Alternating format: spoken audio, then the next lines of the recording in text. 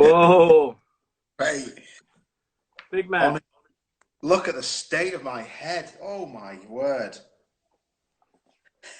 Uh, you all right, fella? Yeah. What's going on?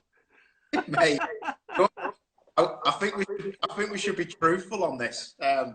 So I played golf today, and I enjoyed myself thoroughly, but it was a bit windy, obviously. And then I got out of bed about half an hour ago, had a bit of tea, and I'm not. Mate, look at the state of my eyes. Well, I've been awake all day, and mine are still the same. Don't worry about it. Hey, honestly, I've got like the strongest coffee in the world. My head looks like a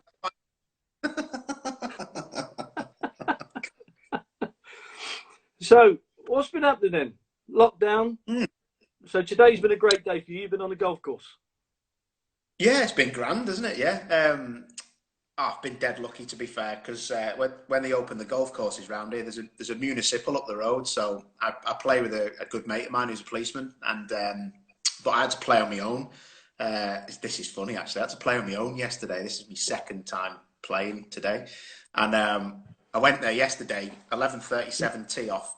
Gets in there, like everyone's all eager and ready to go, and I said, "Oh, I'm here for 11:37." He was like, "Yeah, yeah, no worries." He said, "I think we've got a bit of a problem, mate." I went, "Oh, okay." It's £8 around this place. It's a hellhole, like, and it's a municipal. And he goes, "Yeah, there's two fellas that are on before you, but only one of them's booked on through the computer, and he's claiming it crashed." And I was like, "Oh, right, okay."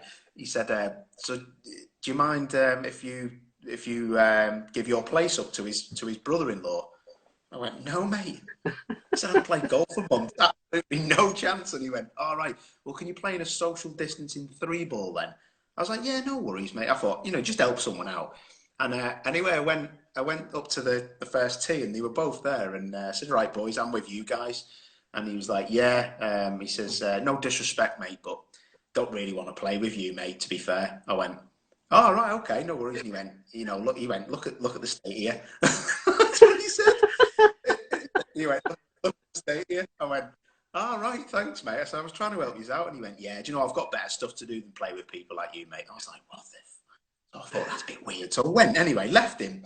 He went, and then so I played with his brother-in-law, and he went, "I'm so glad he's gone. I cannot stand him or my wife." I was like, "Oh my god!" So great. I've just been on the phone to Steve Ryder actually, and he sends his best. I said I was on in a minute. I was telling Steve, and you know, Steve's like he's proper posh, and so he was that round our way. What a nightmare. We also wouldn't get Steve on Instagram, would we? Because he's a technophobe. He doesn't use technology. Oh man, do you know, I just had the funniest conversation with him about Twitter and stuff, and he was asking me if I could do a couple of things for him, and he was on about Tiff. He was just on about Tiff Nadell had put like all of the Toka shootout on from years ago. Remember when Mansell crashed into the bridge at Donington, and like Tiff Nadell had put. I don't follow Tiff because he annoys me, but I'm joking. He put the whole thing on, and Steve was on it as well, and Steve's seen it on Twitter somehow, and he's gone, "I don't know how these people put these things on Twitter. It's frying my brain." It's just like, mate. I said, "Your days are numbered in TV, mate. I'm definitely having your job." You gotta know how the computer works. He's a hero. Jesus. So yeah, that was quite So 20 minutes. That was. Christ. golf wise, are you any good? What's your handicap? Do you know? I'm not. So I've only ever probably played on a golf course, probably in my whole entire life, probably only about 80 times or something like that. So the, I don't know how the handicap thing works. It's something like your average of 4 rounds or something, is it, at the same place? I think it's your bag of clubs, Uh, Paul. oh, is it? Yeah, probably. Yeah, that's about right.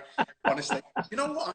Not that bad. I can hit like a late 80, and I surprised people because I had clubs like Callaway clubs that were like 20 odd years old, and I pitched up in Texas with the lads from McLaren, and some of them boys are proper because they're all hedge fund kids, aren't they? They haven't got proper jobs, so all they do is play golf. So I spanked a couple of them actually, so I was really impressed with myself. But like late 80s is what I get down to these days. Apparently that's okay. So I could hit a decent shot, but you know when you just like proper hook them into like crowd and just like into the set of flats that's out the back, or where I play, you lose your ball in the crisp packets and the Mars bar packets all over the fairway. Not really. You play golf. It's a waste of a good walk for me, Paul. Really? Is it that bad? Yeah. No, it's that bad. I think it's a little bit like my internet today, my Wi-Fi, because I think we're getting a few complaints, but I can only but apologise. I live in the sticks, and we had a power cut this morning, and for some bizarre reason, don't ask me why. Of course, it's affected all the systems. So I'm not really into technology. So I've been trying to fix my Wi-Fi all day. So I'm running this off of 4G. Oh, is that what you're doing? Right. Okay. Because it is a bit pixelated, but I can't. That's just you look like skin. you probably don't. Do you know what it reminds me of? There's a band called Radiohead, and they had an album out called The Bends, and it was some fella with a plastic head on the front cover. It looks like you. Cheers, mate. If anyone knows that, you're unrecognisable, mate. You could be anyone. It's probably your missus. Oh, well, good job I'm not looking my best anyway. Hey, we got a couple of questions. Questions for the pair of us from Miss Spinderella. How do they come up with these names? Oh, do you know what? I know Victoria. Not that well, but I do know her. She's sound. I know she's obviously got some kind of man problems there, isn't she? Calling herself that. Anyway, sorry if it isn't you. I apologise. She's asked what the best car you've ever driven is. I've answered this several times over the last few weeks, so you fire away, mate. You tell us what the best car you've ever driven is. Ooh, if it's a race car, it's probably the best car. Do you know what I've actually driven? I drove an old Formula One car. I think for fun, that is the best car I've ever driven. It was an old DFE engine. Ronnie Peterson's March, the STP car. What year would that be with the T-tray front wing? Would that be like early 80s? No, late 70s? I'm old enough, mate. I'm not old enough.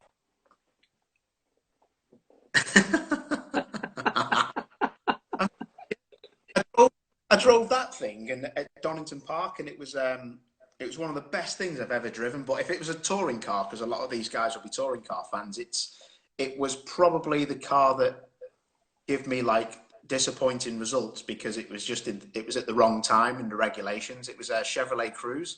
It was Jason Plato's ex-championship winning car, but the regulations changed that year, so they put all turbochargers in the cars, and my teammate and RML didn't have turbochargers, so we and BMW didn't either, so we were always struggling against the other cars with the turbochargers.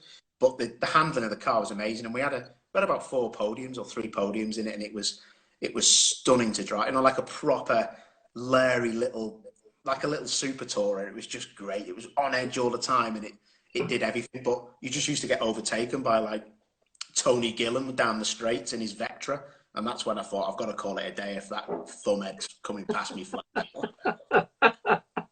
You've got to 6G now, mate. You look well better.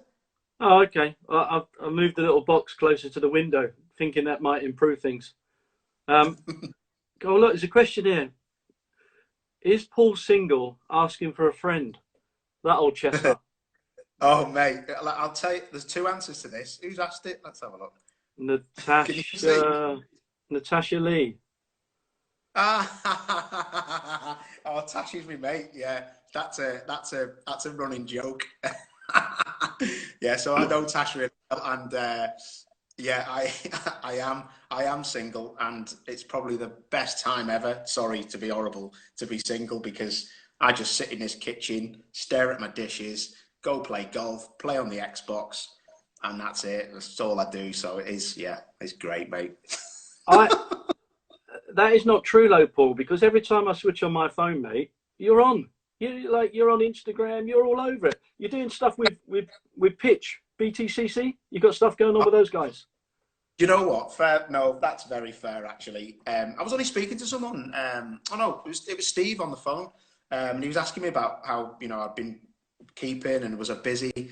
And the pitch thing's obviously brilliant. The collaboration, and hopefully going forward, it'll be fantastic for the fans. But yeah, it seems to be like with yourself, we did an Instagram live, and we've had Jack Goff, we've had Josh Cook on there with pitch. And they're looking at it a different way, so they're keeping me busy actually in this, in this weird time. So, yeah, I've been on there quite a lot. It's weird actually because, I don't really tell many people this, but I actually don't like cameras and stuff. I was never one for, in this kind of thing, which is weird. I know because everyone's like, oh, you're always messing around, but as much as it's a front. Because I get nervous if someone said, "Can you do Steve Ryder's job?" Because I couldn't be professional, I couldn't do it. But if someone says, "Just have a bit of a giggle and take the Mickey a bit," then that's fine. So yeah. So fortunately, there's a lot of work out there for Mickey takers like me. Well, listen, you do a great job, Paul. So don't do yourself down on that, son. And Steve Ryder, as you well know, is the consummate professional. I'm not sure that people really understand, but when you're doing live television and you've got somebody like Steve who's there as an anchorman, who saves your backside, for me, numerous times, because I'm rubbish at the job. But, like when they've got information coming in one ear from a producer, then they've got a question that's been thrown to an audience guest, then the guest gives them an answer back, and at the same time they're getting the countdown, and the guy finishes the program off, to the split second, and thinks about things on the fly. I mean, for me, Steve Ryder is one of the best presenters in sport. He really is. I think me and you are probably the most qualified to say what we think about Steve, because we've both worked in a pundit role alongside somebody who I see, as you rightly said, probably the best sports TV presenter that the world has ever seen. And like what you were saying about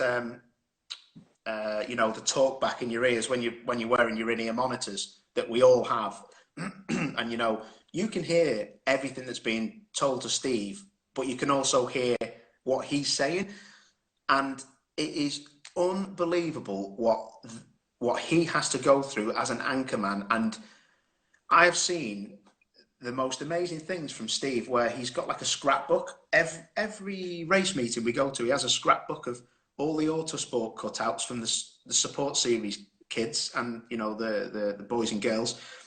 He knows absolutely everything about them, and the work he puts in behind the scenes is unbelievable. And the first time I really thought this is unbelievable what he does was when they asked me to do a live grid walk, when I think Louise or somebody couldn't do it, or I was helping her out, and they asked me what I wanted in my ears, and I went, just the important things.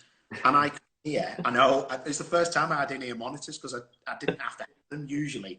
I just went off what I could speak and the mic and stuff, or Steve was going, "That's enough now, mate, you're boring everyone." But when I went on the grid, you can hear the cameraman being directed. You can hear the countdown of the lady, usually is Hutch, and she's saying 30 seconds on this segment. And then you've got all chatter in the what they call the gallery, like of the TV people, because it's live TV.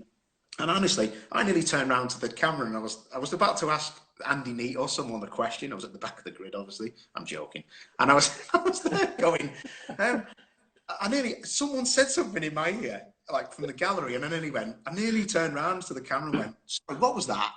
Do you know what I mean? That would have been unbelievable. What those presenters have to deal with is unreal. And it was only a small part, I thought, that me and you do. I mean, to hold that show together, geez, unbelievable. No. Listen, he's a fantastic guy, and I've got the utmost respect for Steve. It's a bit of fun now and again. I'm not sure whether you do it, but when you got to get a word into a program, you ever play that one? A few of my mates have tried that with me, but I've never done it. Have you done it? Oh yeah, several times. Me and Blundell used to do it all the time. Yeah. The only problem is that Brundle's like educated and he can get the word out, and I can't. So yeah, it never went right for me.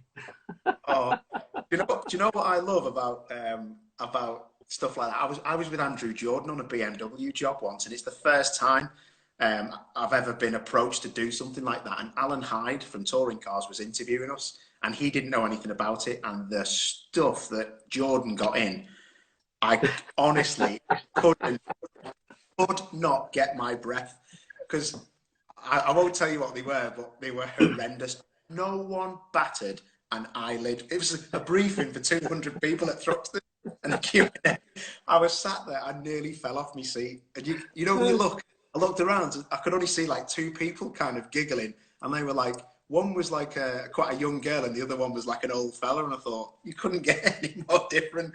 And we were saying, honestly, and no one said anything, but Alan Hyde was so funny that day. So, the news that's broke, Formula One. So what's your take? Do you know, I think I'm a massive Formula One fan, as you know, Mark, and do you know what's really weird? Because loads of people were speaking about Sainz the other day on Twitter, and I know Martin Brundle, who you know really well, has always been a massive fan of his, but he says no one else in the paddock seems to have the same opinion as me. One, I'm absolutely delighted for him, because I just think I think he's an absolutely great guy, and that for me counts for a lot. And he's obviously a massive talent, but I just think it raises the stock of Lando Norris as well, because Lando proper give him a bit of a push, didn't he, this year, or last year even? And I just think it's fantastic. But the rest of the dropout's really weird, isn't it? Because Renault with Ricciardo, and the whole PR thing, and I just think a few people look like absolute idiots. You know, like your man who runs Renault, I don't know, he just looks a bit bitter. He might be a lovely fella, but you'll know actually from back in the Ligier days, you know, having Martin and yourself in a French team, it's a bit like the Renault team, because it was government money, a bit, I suppose, isn't it? And I mean, but you were treated pretty cool, I'm assuming, you seem to anyway, and then these lot just seem like they're just throwing everyone under the bus. It's unreal. Well, I have to admit, it does seem to be a little bit of bad blood that's been poured over the floor somewhere there. But I was a little bit surprised, because I thought Ricciardo, I mean, he's a fantastic driver. He's a great personality. He's exactly what Formula One needs. So I'm surprised that relationship didn't last a little bit longer. Carlos Sainz, I'm a big fan of Carlos Jr. I think he's an incredible little driver, probably quite underrated. Yeah. But I think he's matured to a point now where he can go in and, you know, be an asset to a big team like Ferrari. I sent a note to his dad, because I know his dad well, because we were teammates. We did Nordschleife 24-hour. Myself, Wow. Carlos, yeah, and Johnny Herbert. And King Carlos, as we call him, fantastic guy. But I sent him a note today just to say how proud you must be as a father, and he sent me a really nice note back. But I'm over the moon for Carlos Jr. I think it's a fantastic situation he's in now with Ferrari. But I'm intrigued. I really am intrigued now to see where he lies with someone like the clerk, who is, you know, a class act. Yeah. Well, exactly, and it's probably just like going into the Red Bull team against Max Verstappen, isn't it? Really, you know, I mean, has he signed as a number 2? Do you think would that be Ferrari are quite well known, aren't they? For well, back in the Prost days of people coming in like Mansell and things like that. You know, do you think that's what Leclerc would have done? I don't think he's probably got the platform to put that in play. I know exactly what you're saying, but I don't think that would be the case at the moment.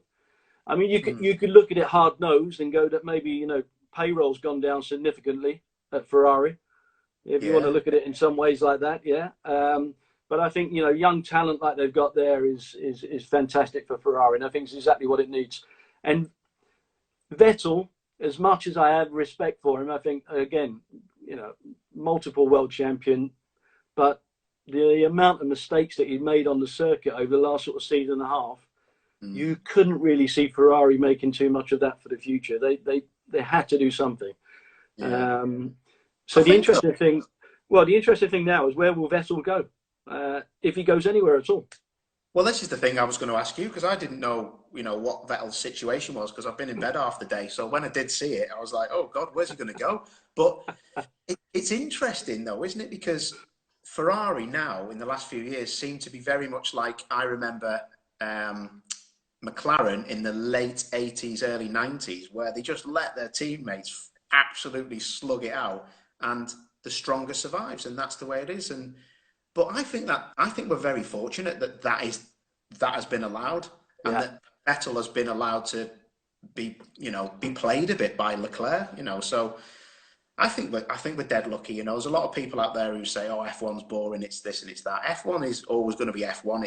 It's a fantastic spectacle, and long may it survive, because it's something that got me into motorsport. And I'm sure it'll be strong after this as well, hopefully. But I just think it's amazing that the politics, I think, are as intriguing as any of the races or the strategies. And I think that's, like you say, that's why you've been good with ITV as a punt for F1, and also Martin's doing so well with what he does now.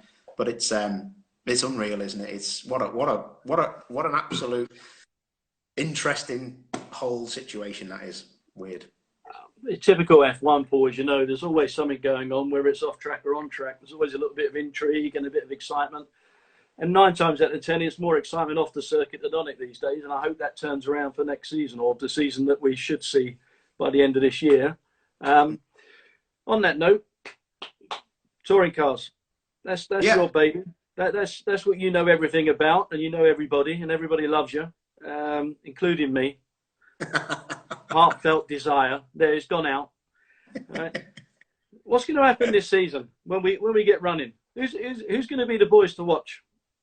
I think, if anything, to go off last year, I think we've got to say that the BMWs, I think, will probably not have it all their own way. I really don't. I think that they'll be hard pushed. I think you're probably going to see. I think you'll see Jordan. I think Jordan's going to be your man to watch. I really do. Out of the BMW people and the people at the front, Jordan may have an edge over Colin, I think. I think that Tom Ingram will, with a second year in that car, and Speedworks, who I know really well, they are some clever people in that team, and really nice, good, hard-working people. I think they'll be up there, but have they got the endurance to get across all of the circuits, with different characteristics? I'm not sure. Yeah. I think it will be better for them, but I'm not sure. And I'm not saying this just because we're on MB Motorsports site, but I just think Jake Hill is going to absolutely, people know how good he is, but he's a bit better than people who think he's good. He is amazing. I know Jake very well, and I just really think that he is going to be really, really, really unbelievable at some of these places. And I'm so glad, because I did hear, and this is me being dead open and honest, but I did hear they were trying to put weight on those older cars. And I'm so glad that I'm hoping that they haven't. I've been told they're not, because I think that would be massively unfair. And it's going to be, I'll tell you what, he gave Dan Camish, who I really rate and respect, and Josh Cook, that he's going to give them a run for he's going to be a thorn in their side. And I think if he gets everything together and you guys run the car as well as I think you can, I think he's going to be in the top 3. And it'll be really, really interesting to watch. And do you know what? On a personal note, I'm just so happy that you've really helped him out, because, and I don't know how much you've helped him out, but I'm just assuming he won't be able to do it on his own with his dad, because they're flat out trying to do stuff. But yeah, it'll be really, really good to see, and I'm sure you're excited too. Listen, he was my teammate last year, so I got to know him over the course of the season, and he is a fantastic little driver. I mean, he's in many ways underrated again, but I think this season will hopefully be the making of him. He won an event last year, and in fact he won 2, but only 1 got classified. But I think that car should never have won them races. Well, that car should never have won. Honestly, I'm telling, and I'm not being disrespectful. Even the team will know that. I mean, they were good efforts. They were amazing from a pundit's point of view. Amazing. Yeah. Listen, 100%. So when you're with somebody, as you know, and you get to see how they really do, operate, and then you have a look at the data as well, and it makes you depressed, and you go home and you think it really is time to knock it on the head, which is what happened to me. But anyway, but you're right. If we can run the cars, and actually that job's down to Sean Hollenby, who's done a fantastic job over the years. Sean's great at running cars. He's not so good at asking questions. He's asked a question. Briefs. Yeah? Boxers or briefs? What do you wear, Paul? I haven't actually got anything.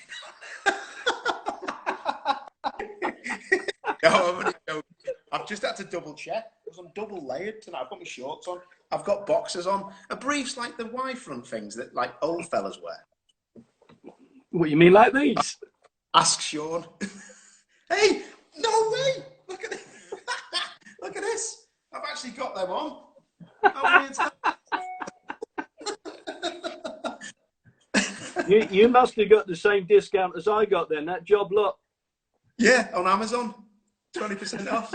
Yeah. Just like. Oh dear. So listen, your years of racing, because you've done several years of racing. I mean, a lot of people don't know that. A lot of people still think that they've only seen you around pit lane when you're doing your TV side, but you've got a healthy career behind you in the sport. And what sort of like really got you when you raced? I mean, what was the buzz of the actual speed, the adrenaline rush, of just that competitive edge, or what made you tick going onto a circuit? Do you really want to know? Yeah, I mean, come on. It's a bit different than probably yours, mate. First of all, I never did a lap more than I needed to because I always liked being out of the car more than I liked being in it. I wasn't a massive, listen, everyone who drives a race car loves being on the edge. The reason I did it and was very fortunate enough to do it was because of my sister being, she were in the Spice Girls and being such a big hit. I was left in the shadow. I'll make no bones about it. I didn't have any, karting background or anything, like yourself. You did do karting or anything like that. My whole career was based on proving a point to myself and to a lot of the people who give me quite a lot of grief when all that was happening in my late teenage years. So don't get me wrong, when someone rings me up and says, do you want to race a car? I think of it from two ways. I'm like, oh, what's in it for me? But also, can I do okay in this? I'm not like, someone like probably yourself or Jake, who's just like, yeah, you jump off the side of a cliff to go and race a car. Like Tim Harvey's a classic example of that. Tim is so enthusiastic about racing cars. Honestly, I want to kill him sometimes. Like, honestly, we'll go up the pit lane at Croft and he's like, oh, what would you give to get in that? And I'm like, not as much as I'm being paid today, mate, thanks. And that was me answering that. That's the first time I've probably ever answered that question like I have, because usually I would just say, oh, it was motor racing on the telly. I probably now, looking back, enjoy commentary and punditry as much, and sometimes when there's a massive story or a Ginetta Junior race where the kids are going wild, I enjoy that more than crossing the line maybe for a podium at Thruxton, where I just want to come in the pits and cry because it scares me to death. And that is me being totally honest. I mean, I'm not driven by, hey, look at me, this is amazing. I was driven at the time by, I don't want to be known as Mel C's brother. I just want to be known as someone who might have done something for himself. And I think hopefully I can put my head in the air and say, you know what, there ain't too many people from Widnes who've won 2 British touring car races, and I don't know how many podiums I've had quite a few, and done what I've done for a factory team. So I'm actually quite happy and proud of myself, but I never really shout off the rooftops about it, unless Steve Ryder's asking on the telly and I'm trying to mug him off. Well, listen, you've achieved a great deal, so I wouldn't put yourself down in that situation one little bit, mate. You've done a downside better in a touring car than I've ever done. Let me tell you that.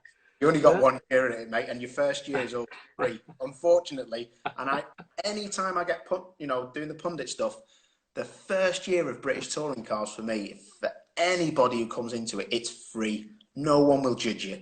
Nobody will judge you, and they have got no right to, because your second year, you know, like I'm just trying to think of someone coming in, like Sam Osborne. So Sam's first year will be free. It was learning the ropes. People will start to look at him, and they will be like, all right. And when he does well, they'll be like, all right, this is good. But like, there's other people I've seen where it can just go, you know, the first year, nobody cares. You're learning the ropes. It's fine. But you're always judged on your second years going forward. So unfortunately for you, mate, you didn't have that, because for a business, Well, other score. yeah, I opted to take the second year sitting in my chair again, which is a lot more comfortable than the touring car seat. I can tell you that. Oh, you know what? I've got, huh?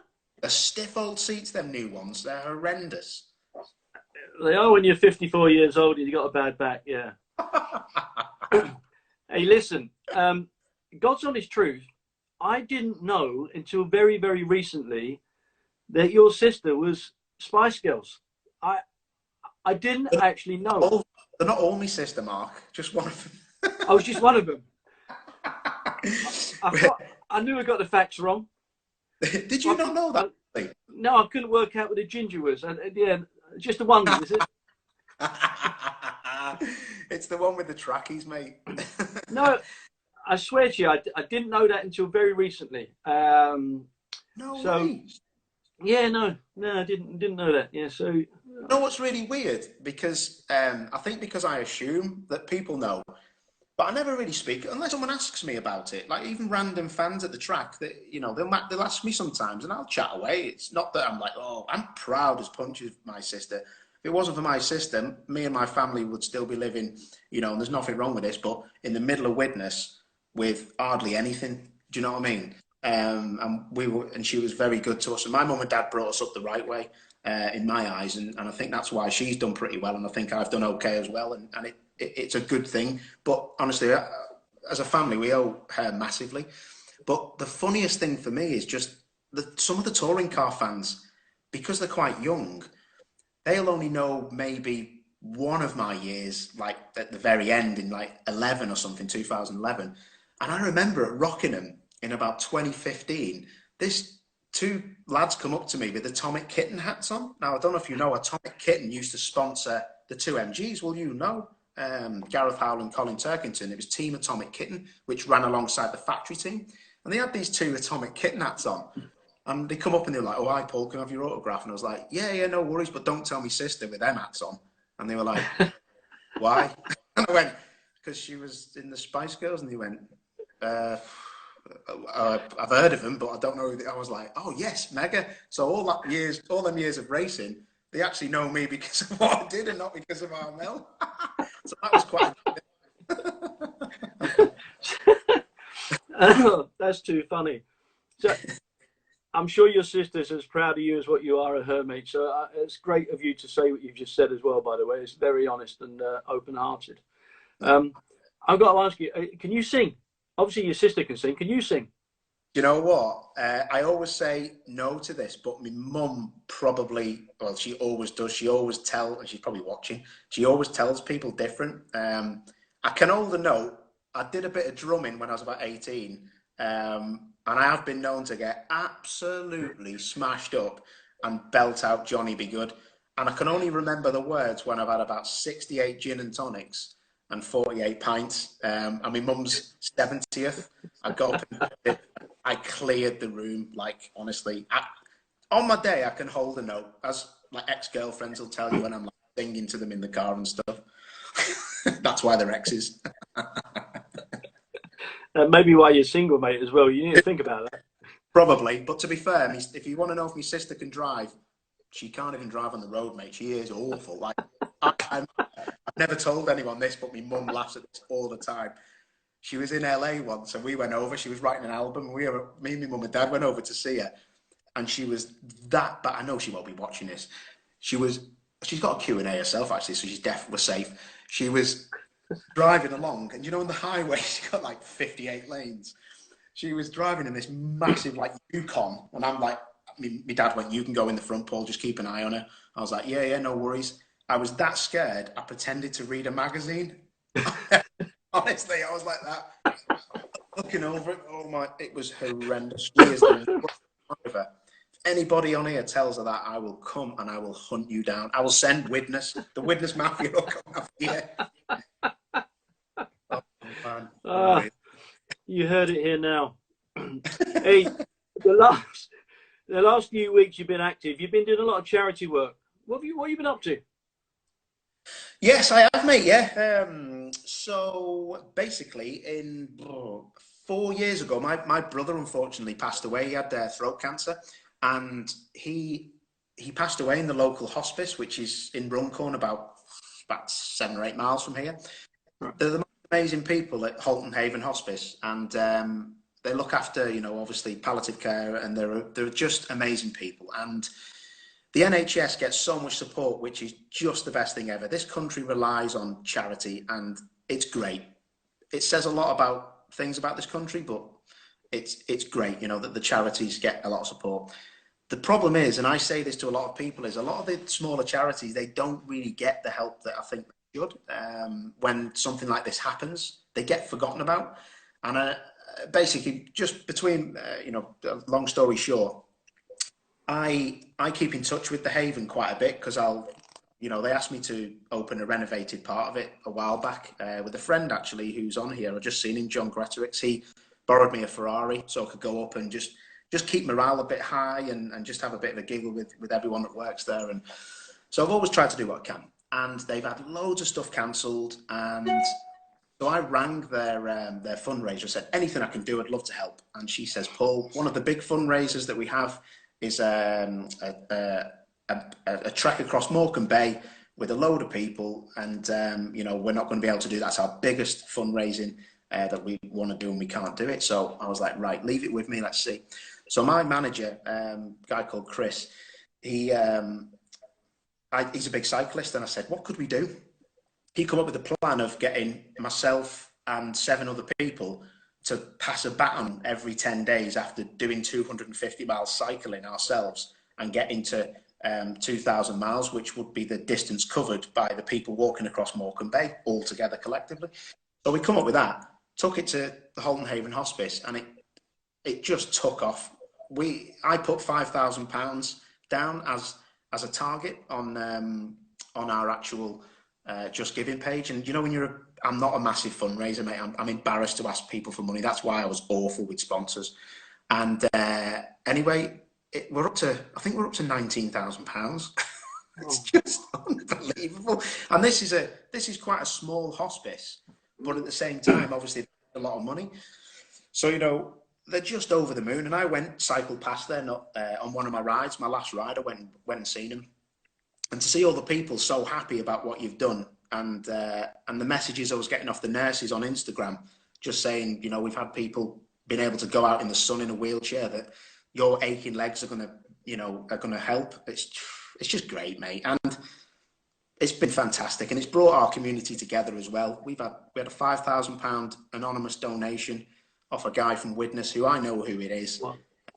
And you know what I mean? It's just people like that in times like this. It's fantastic, mate. So yeah, I've lost about a stone as well, which is a byproduct of that. But I'll probably put that back on tomorrow, because I'm going to have a curry and a few poppadoms. So yeah. So yes, thanks for asking about that, mate, because it's quite a big. Paul, listen, it's fantastic to have you. I could talk to you all night, buddy. I really could. And it's quite fitting that we finish with the charitable work that you've done. And hats off to you. Fantastic achievement. So it's that time, Thursday, 8 o'clock's coming up. So we've got to all remember the clap for the care workers, the NHS, the frontline guys, all the key workers out there.